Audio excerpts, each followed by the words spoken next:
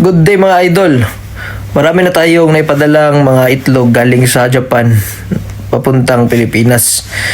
Meron tayong mga Buchiban Shamu, meron tayong mga Okiban Shamu, at napapadala na rin tayo ng Yamato Gonki. Ito yung kakaibang mukha ng Shamu. Klase pa rin siya ng Shamu. Nakapagpadala rin tayo ng Unagadori, yung napakahaba ng buntot, abot ng 10 meters. At meron din tayong Satsumadori. Nakapagpadala na rin tayo ng Satsumadori, yung parang Texas. Maganda din ang pormahan. Nakapagpadala na rin tayo ng mga Kushamu sa Pilipinas. Meron na tayo niyan dati. So, ang hindi pa natin napadala mga idol, itong manok na to. Ito yung tinatawag na Koyoshi. Sa Japan lang to na manok.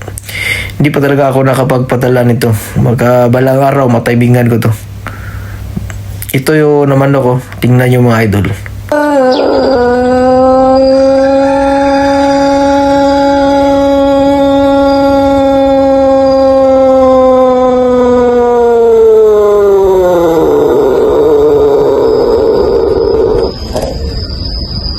Sana matsambahan natin, makapagpadala tayo ng ganyan na manok.